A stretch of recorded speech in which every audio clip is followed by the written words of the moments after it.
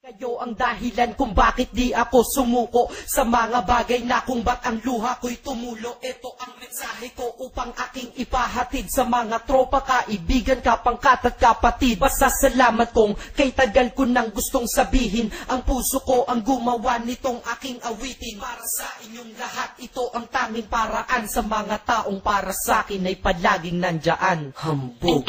Kayo ang dahilan kung bakit di ako sumuko sa mga bagay na kung ba't ang luha ko'y tumulo. Ito ang mensahe ko upang aking ipahatid sa mga tropa, kaibigan, kapangkat at kapatid. Pasasalamat kong kay tagal ko nang gustong sabihin. Ang puso ko ang gumawa nitong aking awitin. Para sa inyong lahat, ito ang tanging paraan. Sa mga taong para sa akin ay palaging nandyan. Upang ako'y mabigyan ng kalakasan ng loob at manatili na nakatayo at di patataob na kahit na anumang pagsubok na nagdadatingan. Di ako takot pagkat alam kong may malalapitan. Pag ako ay mayroong problema na dinadala, akala ko ako'y nag-iisa, ngunit hindi pala. Alam nyo ba kung bakit?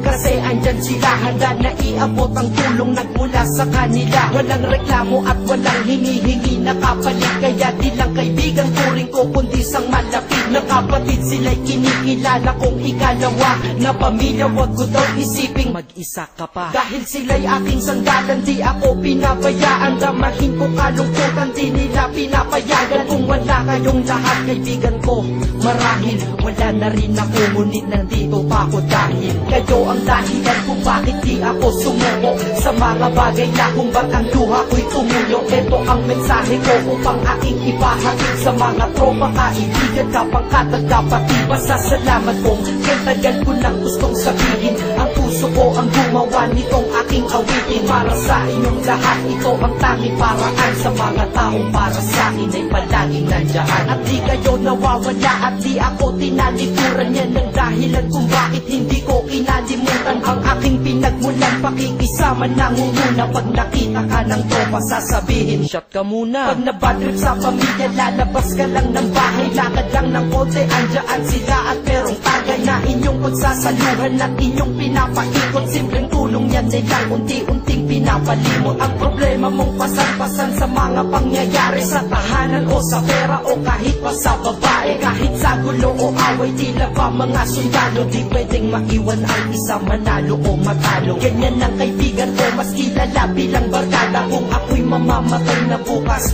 ako'y handa na. At kung may ikalawang mundo o buhay para sa'kin, sana magiging tropa ko kayo pa rin. Kayo ang dahilan kung bakit di ako sumuko sa mga bagay na kung ba't ang luha ko'y tumulo. Ito ang mensahe ko upang aking ipahatid sa mga tropa, kaibigan, kapangkat at kapatid. Pasasalamat kong kay tagal ko nang gustong sabihin. Ang puso ko ang gumawa nitong aking awitin. Para sa inyong lahat, ito ang tanging paraan. Sa mga taong para sa akin ay palaging nandyan. Kaya ako'y kontento na dahil kayo'y naging parte ng buhay ko. Sa kabutihan nyo, paano ko gagante? Magtatawagan ng mga tropa, kita-kita lang sa kanto. Pagkatapos didiskarte ng pichelyosi at baso. Papaikot ang sombrero para mag-ambagan tropa. Kahit 20 pwede na, basta lamang makatoma. Ganito kami, at least magkakaramay. Kaya wag kang magtaka kung ba't masasaya ang tambay. Dahil tambay ay binubuo ng samahan na tunay. May kaibigang adik, mabait, iba ay merong sungay. Oo, iba-iba ang aming mga katauhan, pero iisa ang grupo pag sa trip at kagaguhan. Pag ika'y nalulungkot, kanino ka ba lumalapit? Pag nais mong bumitaw, kanino ka ba kumakapit? At kanino ka lumapit sa oras ng kagipitan? San pa ba?